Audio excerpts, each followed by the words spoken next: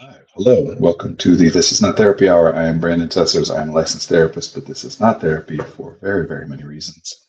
What this is just an open conversation. I'm here. I'm going to be talking about whatever I'm talking about, uh, and I'm doing my best to make my guesses about who you are, whether you're watching this live with me right now or whether you're watching this as a video on demand later. Doing my best to make my guesses about who you are, what you're interested in, and how I'm coming across to you and how I'm impacting you. Um, for those of you who are willing and able to participate in the chat, I appreciate that because it gives me a lot more information on which to base those guesses about who you are and what you're interested in and so on. I work with a private therapy practice called Effective Artistry. Our office is located in Northbrook, Illinois. We do individual, couples, family, and group therapy with people in the states of Illinois and Wisconsin. We also work with some coaches who can work with people all over the world via the internet. The coaches we work with are all executive functioning coaches. They also have additional specialties, professional and business coaching, parenting coaching, creativity and artistry coaching. We are streaming on 3 different platforms simultaneously. We're on Facebook, YouTube, and Twitch. And so I'll do my best to read out comments as they come in, because otherwise you'll only see comments that are entered from the website that you're on. If you're on Twitch, you'd only see the chat entries coming from Twitch. So I try to read it all out so that we're all on the same page. It's one of the very many reasons that it's not therapy, is because this is public, right? What else? What am I missing? I feel like I'm missing something. Maybe not. Oh, if you are willing and able to participate in the chat, please don't hesitate. Don't wait. Don't worry about interrupting or taking us onto a different topic. Or I'm here for you all. I just did a presentation on Saturday, a couple days ago. And even when I do presentations like that, live presentations to groups, I start off by talking about how I like to be interrupted. I prefer to be interrupted. There's a lot of reasons for that. Maybe that's part of what we'll start off by talking about today. But conversations work the way they work, and they work as they're supposed to work, right? Like when a human pays attention to something, whatever that thing is, it's impacting what you think and what you feel and what you do next. And so in a conversation, we're paying attention to the other person or what they're saying, and that impacts what we think and feel and do next. That's how it's supposed to be. So it's not really, it is true that there are contexts in which like there's an important agenda item or whatever, especially when large groups are involved, and it's useful to say like, we're staying on this topic. We don't want to go in other directions. But those are pretty rare circumstances. I mean, it could be something that happens to you on the daily at your work or at school or whatever. But in the context of like all human interactions, that's not how most human interaction is. Mostly it's built for interruption. It's built for calling each other's attention to different things that we weren't already considering or paying attention to. So don't worry about it being a distraction or on topic or off topic or anything like that. Just jump on in with whatever. You can ask questions or share jokes or just make comments, whatever. It's like any other conversation. I mentioned I gave a hi, Brandon. Hi. And yeah, I start off by just talking about whatever so that there's not like dead air, sitting silent while we wait for people to say things, but we'll go where we go. I mentioned that I did a presentation this past Saturday. It was fun. It was for a virtual summit called Giftapalooza. I've actually I used to do a lot of presenting, both at conferences and to corporate groups and schools and, community organizations, stuff like that. And then about 3 years or so ago, I kind of put a lot of that on pause to focus on running the therapy practice, Effective Artistry. We also had a new baby, and it was the beginning of COVID times, so I kind of shut that stuff down a lot, and just now starting to like open back up to doing those things. So it was fun, and I haven't done like none over the past few years, but very few. And it was fun to kind of head back in that direction, and it was a fun experience too of um, talking about interruption as a therapist, as a supervisor, as just a person, right? Like everybody in your natural day-to-day conversations and your typical interactions with other people, what those other people are thinking about and saying and how they're interpreting you, that calls your attention and moves you on to the next thing, right? Presenting is that kind of interaction, like I was saying, is rare, where one person is sitting there intending to just like talk, and everybody's kind of in agreement that this is like a one directional thing. One person is sharing information, everybody else is there to receive information. uh, Part of the reason that that is such an uncomfortable experience for so many people to do that kind of public speaking thing is because it's not something that we have any experience with, except for in those rare circumstances. And in those circumstances, anytime that you have experience with, I'm going to be talking without there being a lot of like back and forth, it's always a situation. We're talking about a situation in which other people are expecting something from you. You know, they're paying attention to you for some reason. There's some expectation, some obligation, potentially even to provide something of interest or value while they're paying attention to you. So you can't practice it just like anything else. You can't practice it unless it's happening. And in this case, when it's happening, especially when you haven't practiced it, that's very nerve wracking. It's part of why it's so tricky for people. By tricky, I mean like unpleasant or uncomfortable. I don't mind it. Part of the reason that I can do this stream, and part of the reason that I do it also, is to have more and more practice. Although I say this kind of jokingly, but to make a point, and it's something that I know a lot of people can resonate with. That to me, I feel like I'm being watched by a million people all the time, no matter what I'm doing.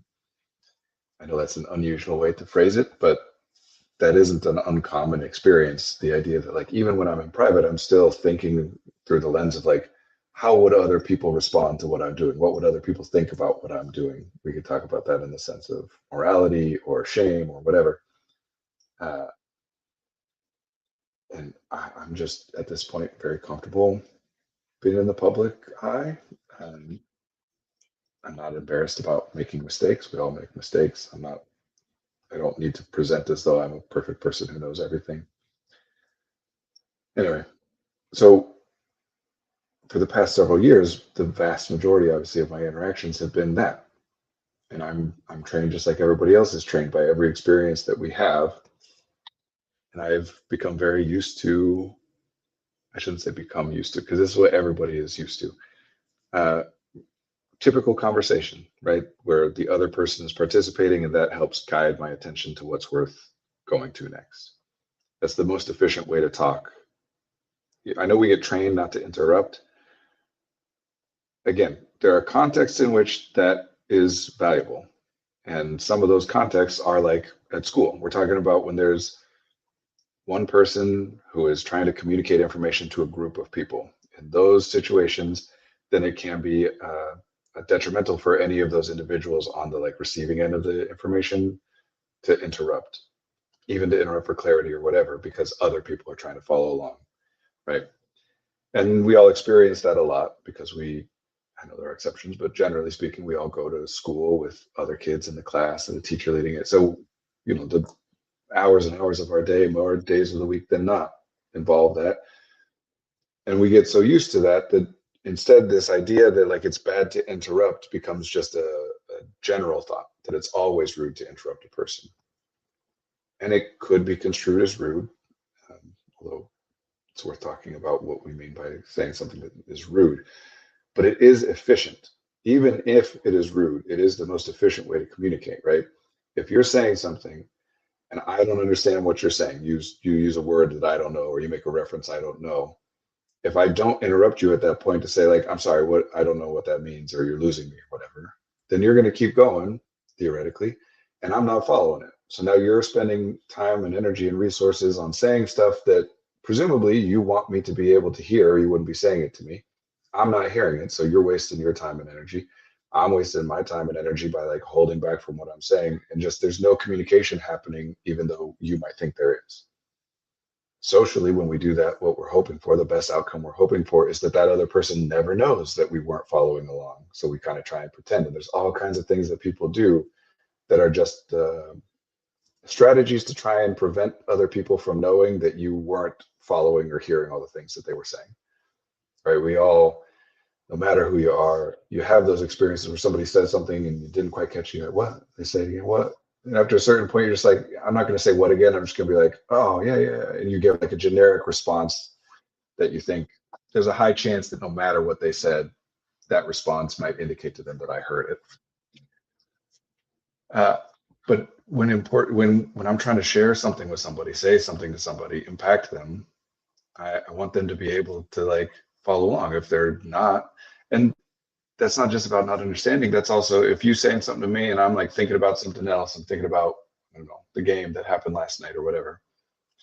I'm still not paying attention to you. If I don't say to you, I'm sorry, I'm thinking about this other thing right now, then I'm just pretending to hear you. We have a comment here related to the public speaking situation of one-way conversations, flow of information. I'm interested in creating specifically designed courses which don't have this top-down one-way relationship between students, teacher. Ideally, taking even one step further to where students and teachers are collaborators in actively exploring the field. That's wonderful. I think that's great. That's so the optimal or ideal solution to a problem, depends on the problem, depends on the specific context of that, right? And I think that like we're saying, the way that we do school generally in the United States, because it's so prevalent and everybody experiences it, there's something we call the just world fallacy, the logical fallacy of assuming that the world operates as it should, because we can't question everything, right? This isn't about us being flawed. It's about limitations of the way that cognition works. That's the ideal teaching scenario. It's another comment. And yes, given the right context, that is like the optimal teaching scenario, especially with like a lower student to teacher ratio, especially as students get older and the work that you're doing is more advanced and has more nuance to it. This is often, it's not a one-to-one by any means, but like this is often talked about in the sense of the Socratic method of learning, right? Socratic conversations, right? Questioning one another. Like we were talking about, there's a reason that we all talk to each other the way that we do, even though sometimes things have downsides. And whether it's interrupting or something else that's really relevant here is about like disagreeing or arguing or saying things that the other person wouldn't want you to say or might not like for you to say. When there's stuff like that that has obvious downsides to it, right? It makes people uncomfortable or whatever, and yet we do it anyway. That people have a tendency to look at that and say, oh, that's just a flaw of humans, whatever, which, sure, you can interpret it that way, I guess. But a different way of looking at it that is also undeniably true is that thing must be pretty important or valuable in some way. If arguing with each other causes people to have discomfort and hurt feelings and conflict, and yet people argue with each other anyway, then there must be some value to it. Otherwise, we as a species would not be continuing to do it as much as we do. And that, I think, is a big part of what you're talking about, is that if we want to advance our thinking, talking with other humans is the best way we can do that. Now, depending on what you're talking about, let me leave that for a second. Talking to some people is going to be more helpful than talking to other people. There are various like factors at play, right? Where if I'm stuck on like, let's take a common scenario that I'm a poet. Maybe the specifics is not super common, but I'm creating something. I'm a poet. I'm writing poetry. I'm kind of stuck on like, I like this, but I'm not so sure. I'm worried about that, whatever. What do? I show it to people and get feedback, because that helps to break up the logjam. And that doesn't necessarily mean that I show it to people and they say, oh, I think you should make this change, and I make that change. Sometimes what happens is I show it to somebody and they're like, I think you should make this change. And in response to that, I'm like, no, I can't make that change because whatever. And that also clarifies to me what's important. We do this as a decision-making thing sometimes of, flipping a coin. And if you flip a coin and you get tails and you're like, but I don't want to, then that's also your answer, right? So some of the factors that would make something like this work better. And yes, that's ideal in the sense of what's going to be most preferable and enjoyable, which is always the more that someone is enjoying what they're doing, the more likely they are to continue with that thing, the more they're paying attention to that thing. So yeah, the more you're enjoying whatever you're doing while you learn, the faster you will learn.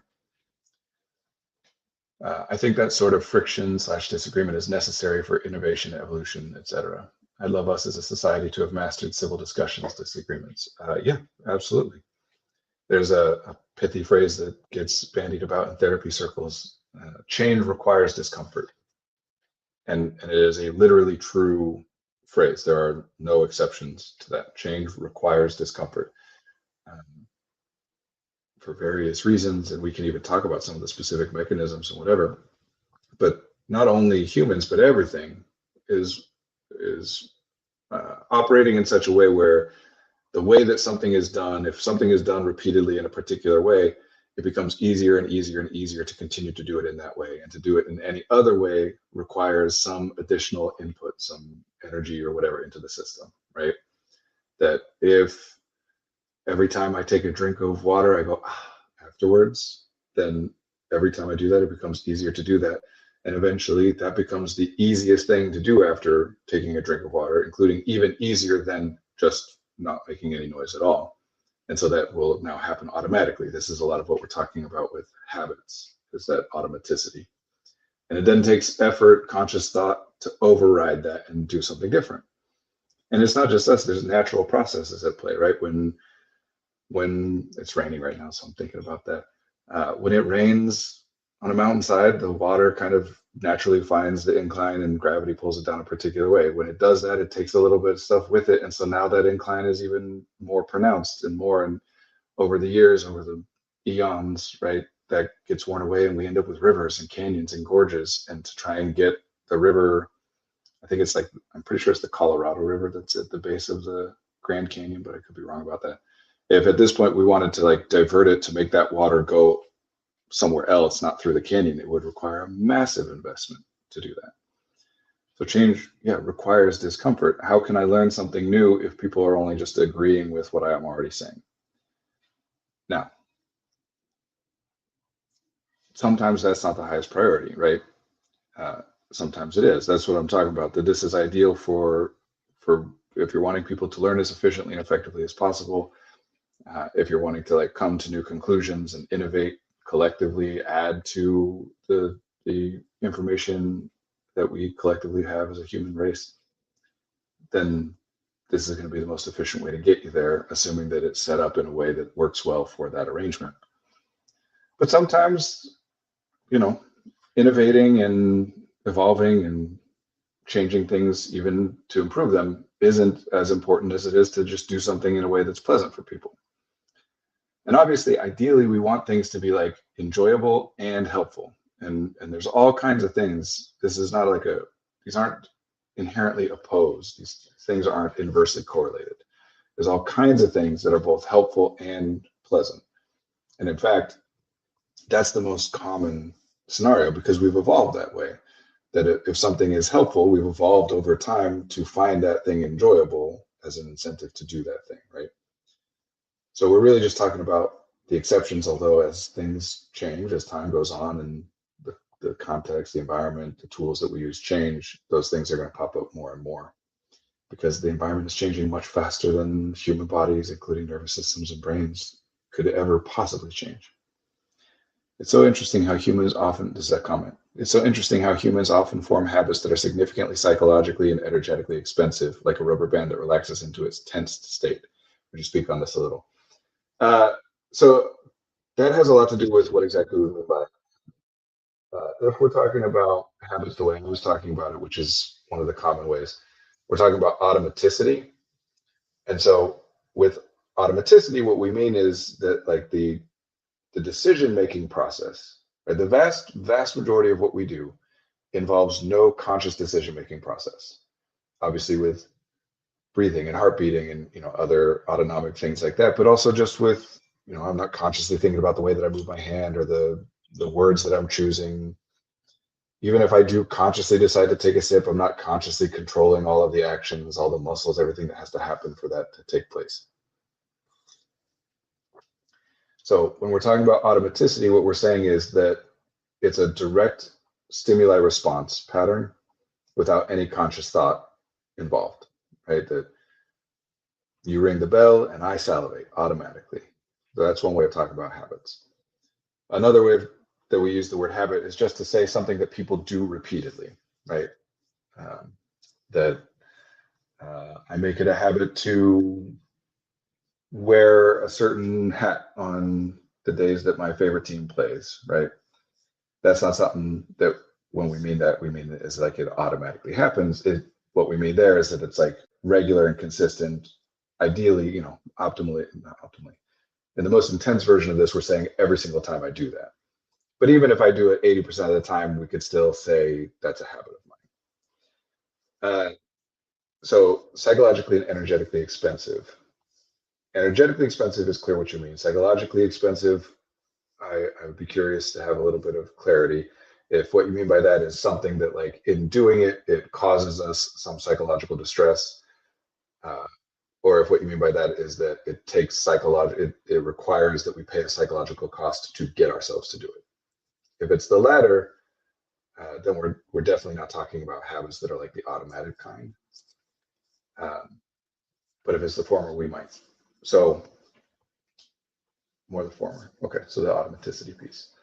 So a couple things might happen there. One is that we can be trained into almost anything.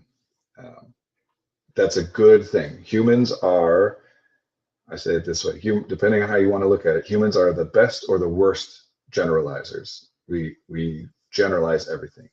And by generalize, I mean you learn a lesson and then you take that same lesson and you apply it to something else that seems in some way related or similar. So you're generalizing that lesson from that specific thing. When people learn about this in like Psych 101 classes, the example that's often used is the way that young children speaking English will add ed to the end of verbs, right? You learn that to take jump and put it in the past tense, you say jumped. So then when you want to say run in the past tense, you say I runned. But obviously there's exceptions to that. So one of the things that's happening is that we've generalized things inappropriately, meaning we're taking some response to stimuli that is helpful to us, that is valuable to us. Like it's we could say in theory, at least, we could take a thing that is the optimal response to stimuli. But every situation is different. And so we have processes where we're identifying what kind of stimuli is this, what response then is going to be automatically generated.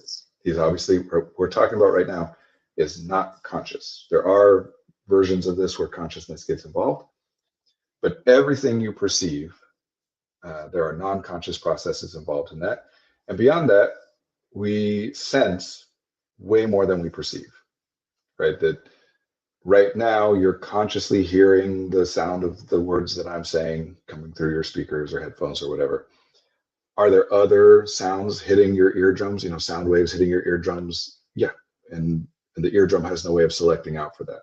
So conscious perception is selecting one thing out, but you're still sensing that other data. That's why if, for example, someone were to call your name over your shoulder, you still hear that because that sound is still coming in. It's just not coming into perception. So the way that we respond to things, there are decisions. I don't want to say decisions. There are, let's say, evaluations being made, categorizations being made by non-conscious processes. That's a good thing, or we wouldn't operate that way. On balance, that's a good thing, or we wouldn't operate that way. But it has its vulnerabilities, right? So what that means is, let's say that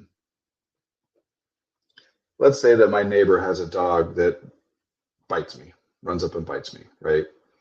It's good then that I am able to say, instead of like, well, that was a thing specific to that very situation. It's good then that I can say like, oh, that dog might try to bite me. So the next time I, am careful or stay away from it or whatever. Because if I didn't do that, the dog might bite me again and again and again. If I treat each of those as individual circumstances, I can't do anything that might change what happens in the future. But I also can generalize that too broadly, right? I might say, without consciously necessarily thinking of it this way, that might get logged away as, oh, dogs are dangerous and I should stay away from dogs generally, which isn't true. Safer to behave that way, now that if I don't know whether a dog is dangerous or not, I'll be on the safe side and just act as though it is. But it can get generalized more than that, not just this thing of like, until I have other information, but in a broad, like locked in response that can be changed, but locked in at first of, when I see a dog, I'm going to get very highly elevated, vigilant, ready to take action because I'm in danger. So whenever we're talking about like phobias, especially, because phobias are irrational fears. They're fears that are disproportionate. The intensity with which we feel them is disproportionate to the utility. Then we're talking about something like that, where we've generalized something. So sometimes it's that we've generalized, we took a valid lesson from one context or a specific context, out of context, and now we're applying it to things it doesn't apply to, and it's something that's very psychologically or energetically expensive. So we're doing it way more frequently than we should, but it's worth doing in certain contexts. We're just using it more than it should be used. Another is that we're doing something, well, this isn't another, it's just a flip of the same thing, as opposed to that's like a painful or detrimental or harmful experience that we're trying to prevent. Same process applies to good and helpful things that we do, right? I have a problem, I do something that solves that problem. Well, now I'm more likely next time I have that same problem or something similar, if I identify it as being similar, I'm more likely to say, okay, I'm going to do the same thing I did last time. And then again, that's great, but I can overgeneralize, right? Where this is a very common one we talk about a lot, is I solve a lot of problems by thinking about them, right? All the work I'm given at school as I'm growing up and the work that I'm doing are very intellectually oriented problems, and I got to think of what to say or how to like navigate this process or design this system or whatever. And so I do that a lot. And then here's this new problem I have of like, I got to do my laundry, and I mistakenly identify it as being same or similar to these other problems. So I'm going to try and think about it. Let me design a system for how I should do my laundry and come up with what's the most efficient way on how to do it. And then I'm like, oh, I don't know what's the most, there's information I don't have, which in those other circumstances, good. I should pause and not take action. I should go get more information until I can understand it better. But this is not that. I'm misapplying it. So now I'm doing something that is much more psychologically and energetically expensive in trying to ideate on how to do the laundry than it is worth. Sometimes I even apply that to things where the solution attempt I'm making makes the problem worse or even creates the problem altogether. A lot of, for example, anxiety is that, where I'm trying to solve a problem cognitively, by thinking about it, which works for me a lot. But now I'm thinking about a problem that not only A, cannot be solved by thinking about it, but B, the problem either is, like with anxiety, is a problem of thinking. Like if I wasn't thinking about the problem literally would not exist. The problem is composed of the thinking I am doing about the problem. Or B, sometimes the using cognition gets in the way, makes it less likely to be able to do the thing, falling asleep, or the yips, if people are familiar with that. The yips is when, especially like a professional athlete who's done something thousands or millions of times, all of a sudden just forgets how to do that thing. The example is often the textbook example is a second baseman who all of a sudden can't throw it to first base. There's lots of stuff that can be involved in that, but pretty broadly, we can say part of what's going on there is, for whatever reason, you're now thinking about something that was automatic, and in thinking about it, you've disrupted the process, which, by the way, is part of the reason that we don't automatically think about what we're doing automatically. The whole benefit of doing something automatically is that it doesn't require thought. Then we're saving those resources. So something has to happen. Something has to be called into our attention, has to be called to something to give us reason to even check, like, wait, am I doing that thing? Right? The whole point of it being automatic is that I don't even realize that I'm doing it. Or I might realize I'm doing it, but I don't realize I'm doing it in response to whatever the stimuli is that's causing it. So that's part of why we might do that. I want to say more about that probably, but I'll move on to, because there's another potential interpretation here where what you mean by psychologically and energetically expensive is like the consequences of it. cost us a lot. And this is something that, I mean, from the beginnings of psychoanalysis with Freud, but long before that in philosophy in another way, like this is something that people very much associate with this idea of self-improvement or self-awareness or self-discovery or therapy or whatever. It's like, I keep doing this thing and it causes me problems. Why am I doing this thing that causes me problems? Sometimes what we're talking about there, in fact, quite often what we're talking about there is something that has benefit, even net benefit, and also has a cost. And the problems we're looking at are the costs. Oh, shoot, I had a quote about Freud I learned during the weekend I wanted to share with you. Oh, if you remember it, that'd be cool.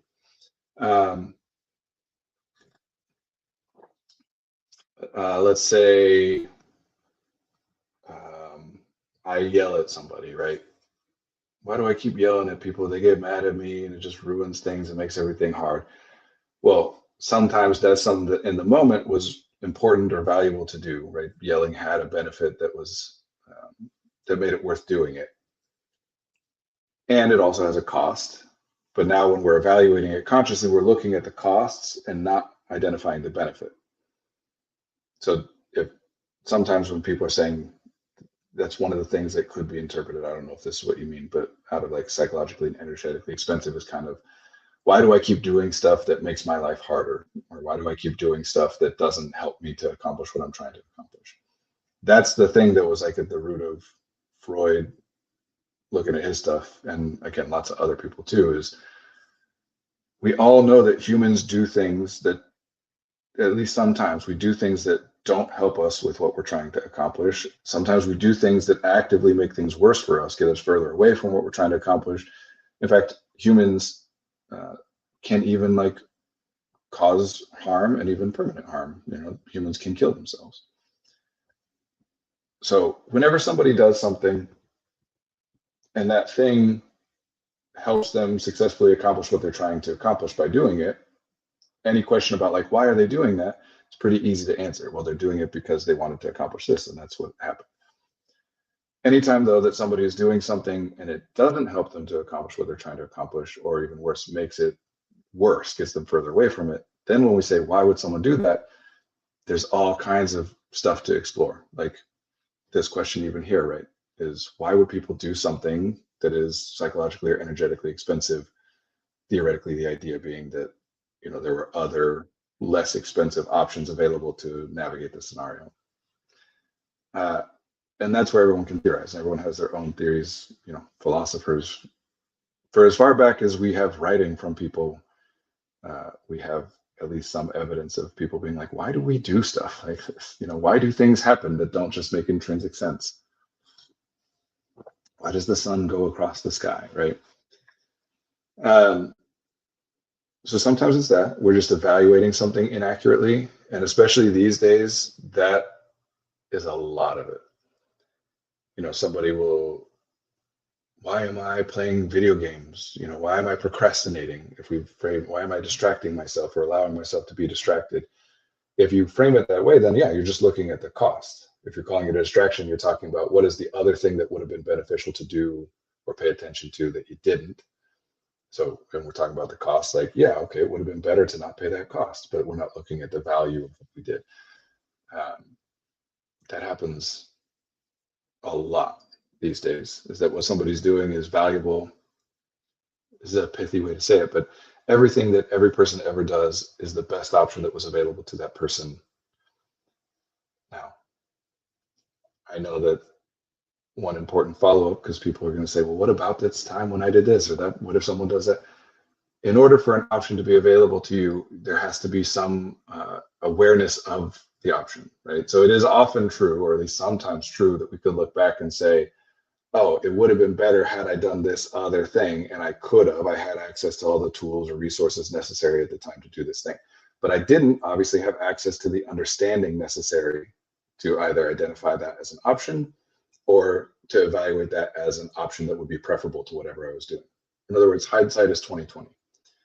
And if we want somebody to do something differently than what they're doing, including ourselves, especially habitually, right? I'm doing something over and over.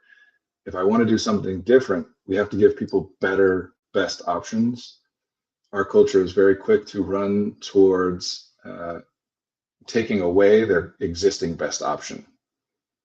And that's understandable. I'm not saying that we should let people do whatever they want. There's all kinds of things that people do that is not good for them.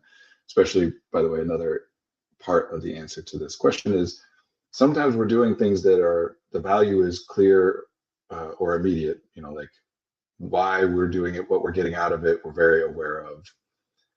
And then the cost or the downsides of it is either very murky and difficult to connect, that's why that's happening. We can be paying the price of something and not think about it as being because of that thing that we're doing, or very far removed in time. It happens far into the future or in space, right? That the downsides of it happen far away from me, right? So that can be part of it. Certainly, I would say with illicit drug use, that's one way I think that's very useful about talking about it, is the benefits of it are very immediate or clear. The cost of it are time delayed. You don't experience the cost of it when you first do it, for the most part, right? I mean, for anybody who, it is true that sometimes people the very first time they do some illicit drug, it's like a terrible experience or even like a medical emergency or whatever. But those people don't then like go back to it a second time. Only if you're getting the value out of it as you first start using it, and then the cost comes later, does it become an issue. Another way of interpreting your question here is a question about vigilance, right? Why do people relax into their tense state? Like in response to something which is happening, they become vigilant and alert.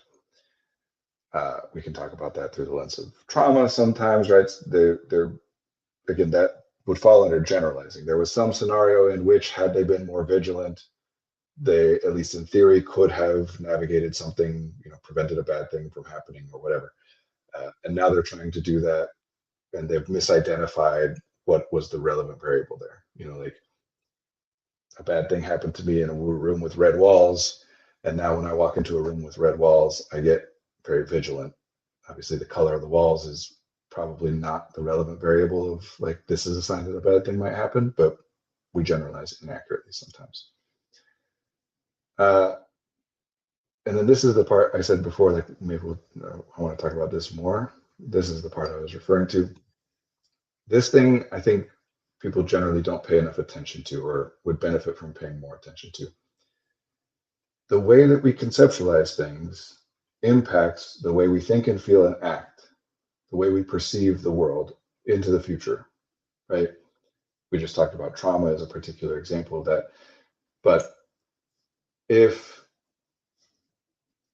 right now, if you and I are sitting in a room together, talking, having a great time, playing a board game, whatever, just doing something nice and fun and relaxing, and somebody walks in holding a gun, as soon as we become aware of that, you and I are both not going to be focused on what we're doing anymore. We're stopping, we're focused on the gun, because we have identified that as like a potentially fatal situation. And it's far more important, even though it's unpleasant, it's far more important to navigate that. We can do this other stuff later, right? Now, if in that room with us is a person who just time traveled here from, 600 years ago or whatever, they would not respond to the gun in that way because they don't know what it is. That's not information that a person is just born with. It's not an instinct that's built into our DNA. We learn that thing, right? So there's a comment here. Unfortunately, it's from a physical book that I do not have with me. Oh, the Freud quote. I got Le Guin's The Word for World is Forest during Independent Bookstore Day over the weekend, and she starts the book by sarcastically saying her favorite quote by Freud is when he says that writers are motivated by fame, power, and the love of women. That's funny. I'm not familiar with that quote, but that's funny. And the title of that book alone just makes me very interested. Language, man. That's what we're getting at. I know I have a big focus on language. It's not because I just like intrinsically enjoy language. I do enjoy language, but it's because there's value to that, right? The way that we encode things, Ursula, that's great. I have that book in my list to read too. Oh, cool. Language is how we encode concepts, how we carry like ideas and beliefs forward. when we're talking about consciousness. Our bodies adapt to physical things, things that happen all the time without any requirement for any language or conceptual understanding of any sort, right? You eat spoiled meat, and your body has ways of detecting that information and adapting and responding in a way to protect itself, protect you, whatever. Le Guin's words are so powerful. But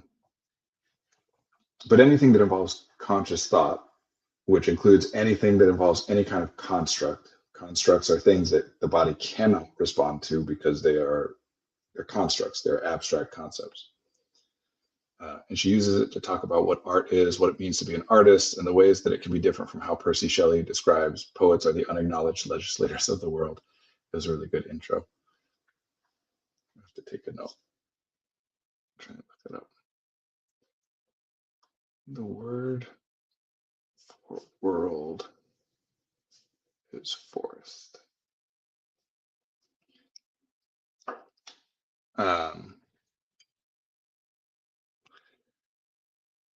The thing about that Freud quote, all right, ignore the power and love of women part, and let's just say that the quote was somebody saying, like, anyone creating art, broadened out from writers, anyone creating art is motivated by a desire for fame. Well, if what we're talking about is like people who create art and then put it out for public consumption, then we could say that that is a definitively true statement. That doesn't tell us anything about artists or art or why anyone does anything. That tells us something about the language that we're using, right? That if what we're saying is fame, that's a construct, it's an abstract concept. Fame we could define as, being known by many people, many people being aware of you and or your work. Well, then by definition, we could say anybody who does anything in an effort to like get their work out in front of many people, we could say, obviously they're doing something that the intended goal is fame, right? And then because of what we mean by motivated, we could just say like the intended goal, the thing someone is trying to accomplish by doing X is what is motivating them to do X. In other words, that's just a deductive statement, right? Like if we're interpreting it in that way, if we're saying that anybody who is trying to become famous is motivated by trying to become famous, like it's tautological. It doesn't even give us any new information. It's undebatable. Unfortunately, though, because of how language works and how we've encoded concepts like motivation and fame as though they are not constructs, as though because we move forward through linear time, that we could somehow reverse engineer, right? That's what we're doing is if a person ends up being famous, then we can just say that they did things that resulted being famous, period, right? But we then try to apply that backwards. We're like, oh, so then if one wants to be famous, one must do these things that ends up with you being famous. And that's not how it works. So that's the issue, is that we think motivated is like, you're driven to do a thing because of whatever, but it's actually just a way of describing the effect or the intended purpose of doing something in this regard. There's other ways of using that term. She's so sarcastic in that intro. It's fantastic. I haven't gotten far into the book yet, but I've been really enjoying it so far. Now, if we focus on the power part, again, in fact, we could broaden that out and we could say that the reason that anybody does anything is to have more power, depending on how we mean power. But power, if you want to break it down like far enough, what we're talking about is the ability to exert influence over the environment, right? That you can, the extent to which you can make it so that reality is the way you would want it to be is the extent to which you are powerful. So then we could say that everybody always wants power, and we could say that anything anybody ever does is motivated by a desire for power. Because no matter what thing the person is trying to accomplish, we could say, well, the ability to accomplish that, to exert your will over the environment, is power. So the effort to do anything is the effort to have the power to do that thing. Again, to me, this is like paradoxes, right? That if we say something like, this sentence is false, or this statement is false, is a classic paradox. That it cannot be parsed in a way that makes any sense. If it was an accurate statement to say that the statement is false, then that statement must be inaccurate because it isn't false. But if it is false, then that means that it isn't false, right? And we love playing with these things, and there's reasons for that. Same reason we like word riddles and jokes, because language is very important tool for us, and it's important and useful to be able to explore the ways in which we use it and the limitations and try to improve on it. But what happens is people say something like that, and then they think that it reveals some truth about the way things are, instead of revealing a limitation in the way that we conceptualize things, right? That the point of a paradox like that is to say, see, there are things that we say, things we believe to be true or operate at least as though they are true, that cannot be. If that was an objective thing that could be true, then this statement would make sense, right? So it's like a way to remind ourselves of the limitations. But instead, often people are like, no, the way that we conceptualize things must be true. And so there's just something inherently paradoxical about the universe and the way that it operates. If there was such a thing as an all-powerful being, could that being create a rock that is too big for that being to lift? Again, that's not like some clever statement about the nature of power and whatever. That's just to say, look, we can string words together in a way that makes it impossible to parse. Because words, language, concepts, abstract thought, which is all thought, these things are useful, very incredibly, like genuinely the most useful thing as far as we are aware, right? Like human beings are the most powerful entities in the universe, right? Not necessarily the most impactful things. The sun generates energy. It'd be hard to compare.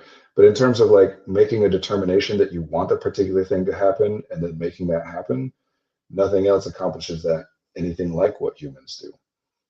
That doesn't mean we control the universe, but it means that sentience, abstract thought, cognition, whatever, clearly is an advantage. How would you be able to determine what you want and then make it happen if you couldn't even think about what doesn't exist in the first place to consider what you might want in preference to what is happening right now? It's an incredibly, incredibly valuable thing to do. It's also very limited, and we try to use it beyond its limits. And like any other tool, when you use it beyond its limits, it doesn't work, and sometimes makes things worse, injures you, ruins things, right? And it's costly, and we don't think of it as costly, but it's incredibly costly. Humans are not optimized to be using cognition to the extent that we currently do.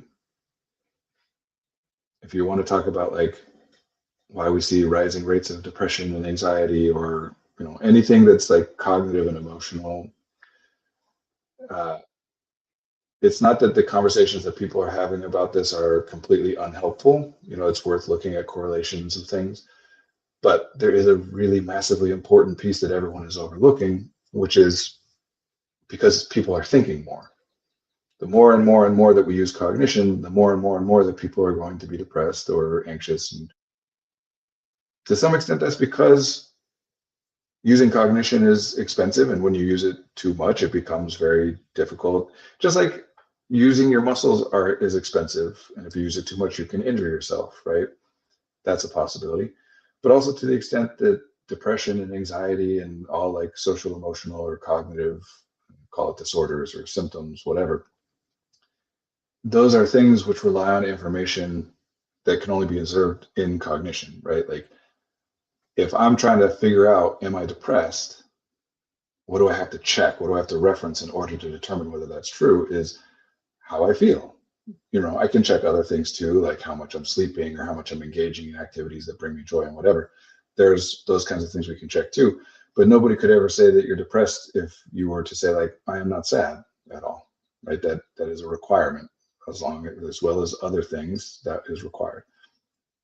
To be able to be aware of that, I have to be paying attention to what's happening in my cognitive space.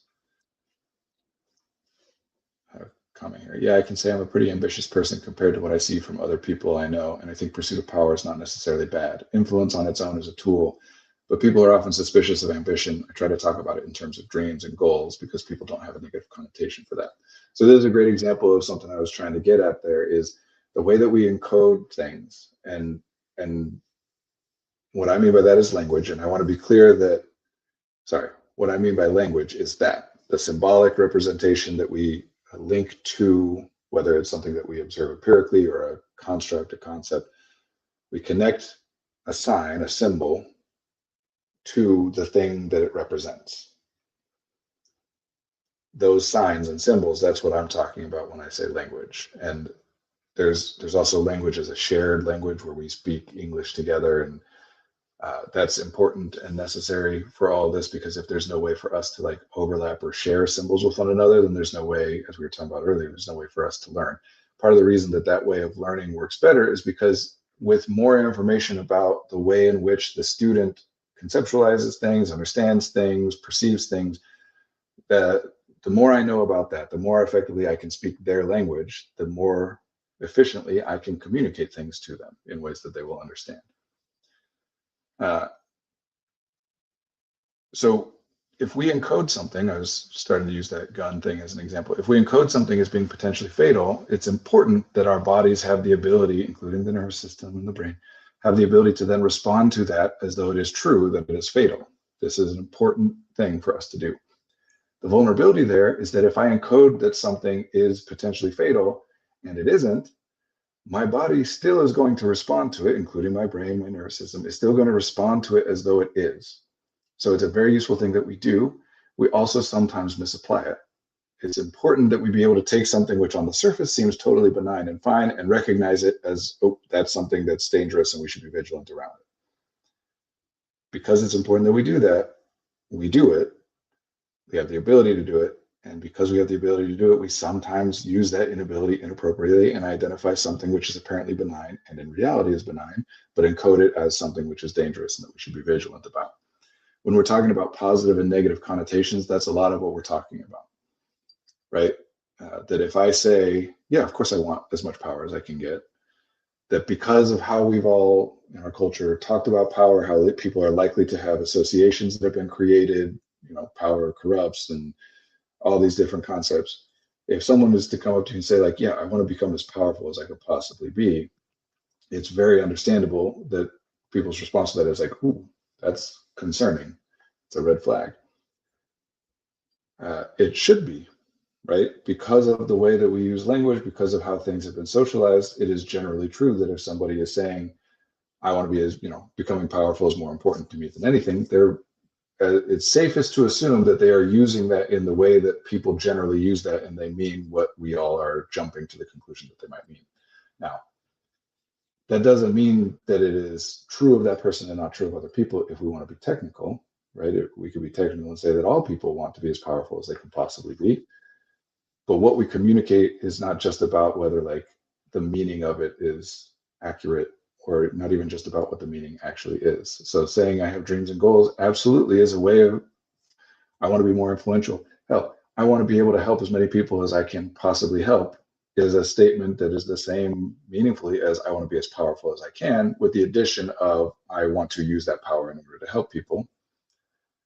But it doesn't negate the idea that it is true that you're saying, among other things, that you want to be as powerful as you can. But how we communicate it matters. There's a big difference. If you ask me how I'm doing and I'm saying not bad, or I say I'm good, or I say I'm fine, or same old, like a bunch of different ways, the meaning of all those things is more or less the same, roughly, right? Like in any context in which I could say I'm not bad, I could probably also say I'm good, and it would be interpreted accurately, right? Like, but there's still a difference beyond just what something means. There's a difference in how it's presented, which I think, by the way, is a big part of what what is appealing to artists, whether writers or others, about exploring art. Art is all communication. No matter what form of art you're talking about, again, other people might define art differently, but what we're talking about with art is something which is developed, devised, intended for an audience. The difference between me doodling and me making art is not what the image looks like or the level of skill involved. It's the intent. Am I doing this because I want other people to experience it, right? And if it's because I want other people to experience it, then it's communication. It's something I'm doing in order to impact the way that other people think and feel and behave. To me, I want to be part of my community and bring people together to be a part of making a better future is an ambition. If I talk about it as a dream or hope, people have less of an ick or wow brag response. Sure. Yeah, that's a lot of what we're doing here. That's what I'm saying. When a lot of what drives artists to art is this. It's some level of awareness that there are, like, poetry is a great example of something where it's like there are elements to the way that we communicate something beyond just the meaning that is contained by that communication. Especially you think of somebody like E. E. Cummings or whatever, where they're just playing with language altogether. But poetry generally is that, right? Is that I'm using language in ways that are not necessitated by trying to communicate the meaning that I'm trying to communicate. I'm communicating whatever meaning I'm trying to communicate in ways that are like unnecessarily um, worded, whether that's an attempt for beauty or whatever. Or to some extent, sometimes I'm not even trying to communicate meaning at all, rather just to create a particular experience for a person.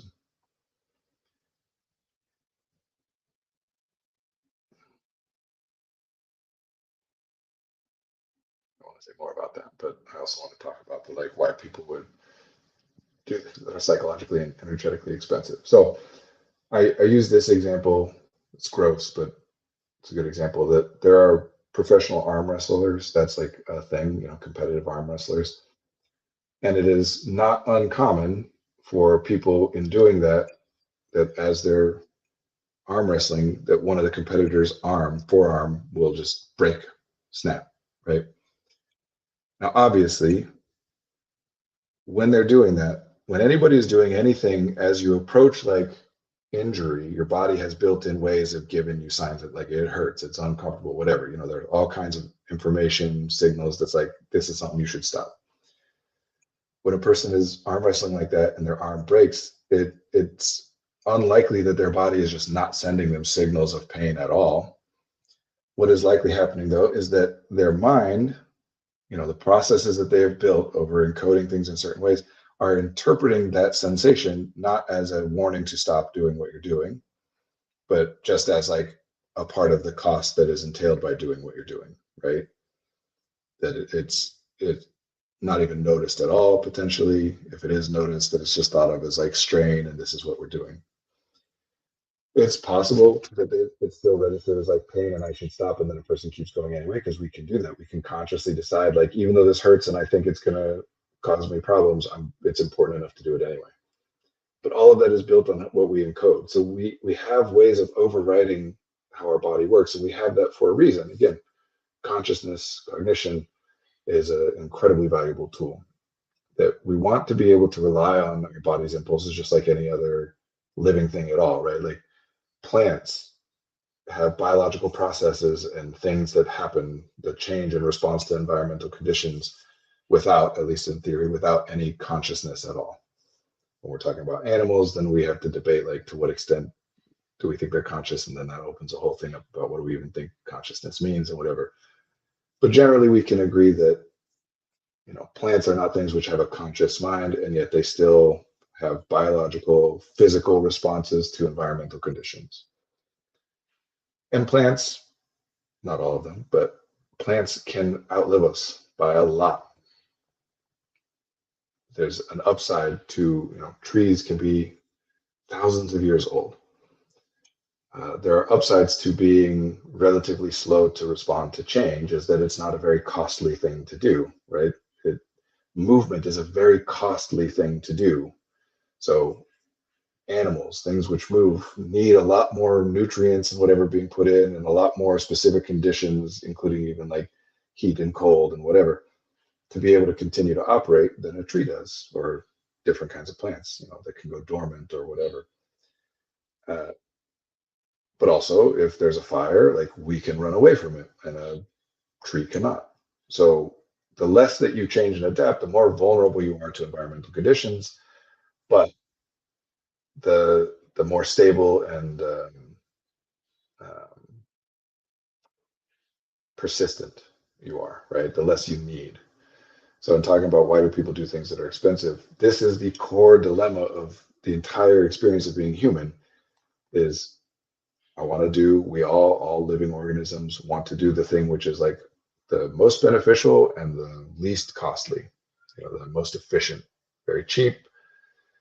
And cheap, least costly, we mean ease there. And generally ease also gets associated with enjoyment, or, I want to do that thing. But we're balancing that against, if you do that all the time, you're not adapting or changing, and you're very vulnerable to environmental conditions which change.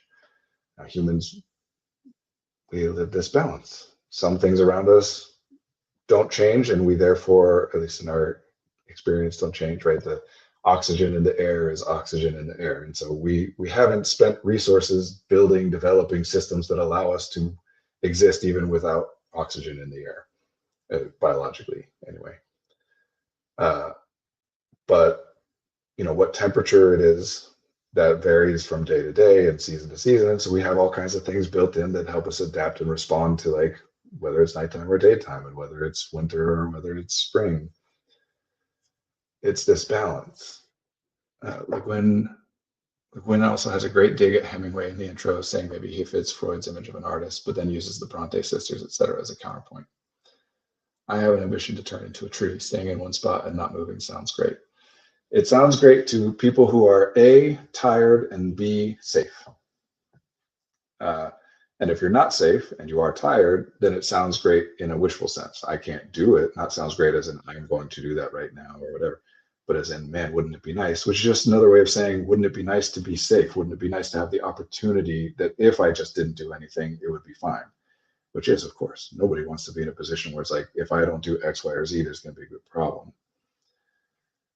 Again, another one of those things that gets identified as like depression or even suicidality or whatever, when it's just an obvious, yes, if things are structured in your life, thanks for saying what I was thinking best. I'm working on being more adult. Actually, that thought, man, I wish I could just relax and not do anything, stay in one space, whatever. That is something that very much is associated with being an adult in our culture, right? Like, it's a pretty common joke / observation of like, oh man, kids don't want to go to bed early and kids don't want to nap. Like, wait until they get older. I wish I could nap like that, right? In our culture, we just get busier and busier and busier and add more and more on. I need to get wrapping up. But I'll say this, that we are very cognitively oriented. There are reasons for that, and there's benefits to that. There's also limitations, costs, downsides to that. One of those is that we rely on our cognitive perception of things, even like tiredness.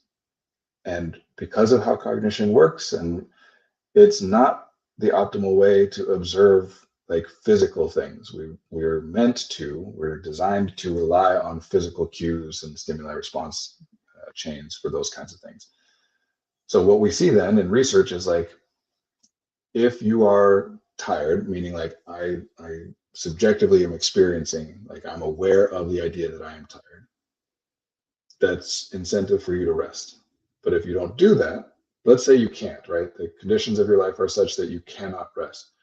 Well, then at that point, that perception, that subjective experience of being tired is just a liability for you. It's not useful information because you can't act on it. And it's unpleasant and calls your attention.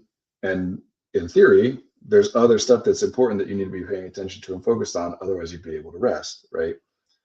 So we have processes built in where we just stop noticing that stuff really fast. We know this after about, if you go from sleeping 8 hours a night or whatever to like 5 hours a night, you feel really tired after the first day. After the second day, you feel really tired. And then it slowly goes away. Not even that slowly, actually. Pretty rapidly, that subjective experience of being tired goes away. And after like 4 or 5 days of sleeping for 5 hours, you don't really feel tired like that anymore. You will still feel tired in a different sense. Like, you'll notice yourself, for example, falling asleep at times that you wouldn't normally want to fall asleep. But you don't have that same subjective experience of like, oh my gosh, I'm so tired. It goes away fast. And we rely on that stuff. So we're now sleeping 5 hours a night. We don't feel tired. And we mistake that as I am not tired. So we just build our schedules around only sleeping 5 hours a night. And we had more and we had more and we had more, and we're still feeling fine. We're still feeling fine. And then one day the body just kind of collapses because you weren't fine. You just thought you were because you weren't looking at any other evidence or any other method of gathering information about your condition except for your cognitive state. Yeah, that sounds about right. Maybe I can turn into a juniper out in a crevice somewhere for 100 years or so, just so I can get a good nap in before coming back. I honestly, anybody who's talking about this, I don't usually like challenge people on this because I know it's just a humorous and effective and evocative way of communicating something. I really need to figure out how to remind my brain that I'm incredibly tired late at night when I should have been asleep an hour ago. It's not your brain that needs to be reminded. It's you, your consciousness, that needs to be reminded. Your brain knows that it's tired, but your brain also knows that it needs other resources to be replenished as well. We can talk about that another time. I got to get going. But truthfully, no matter how tired a person is, after, let's say, a week, if I was like, great, you get to stay in one spot. I know it's just a joking and effective way to communicate something, but I do think it's helpful for us to encode the reality of like, does being able to just sit still and do whatever I want and not have to worry about anything sound good? Yeah. And it would be a matter of a few days before you would feel trapped and terrified. Not if I were a tree. If I, right now, if you're like, Brandon, you can like go nap, rest, read, whatever, do anything, and the rest of the world is like frozen in time. Nothing will happen without you. Nothing bad will happen. Take as much time as you want. I'd be like, fantastic. And if instead you were like, the rest of the world is frozen in time forever, you can never get back to it. That would be hell, right? If I could have like, 4 hours or maybe even 8 or 12 hours, tell me it's 12 hours, cool. I'll rest. I can use up that time. But tell me it's 72 hours and I'm going to start going crazy about like, come on, let's get everybody else unfrozen so that I can get moving and do things with people and stuff, As a tree, I think I would be perfectly happy to be out there. As a tree, I think you would, but that's just a way of saying that I think trees are happy, which I think they are, but that also means, depends on what you mean by happy. I don't think they have a subjective experience, an emotion of feeling joy, but happy in its like original use just means that the things which are happening are things that you would prefer be happening, that you are content, that you're well suited to the life that you are having right now. Fair enough. Yeah, I would love to be able to rest and just set everything down for a minute. I would hate to be trapped and stuck in place for more than a few hours, maybe a day or two at most.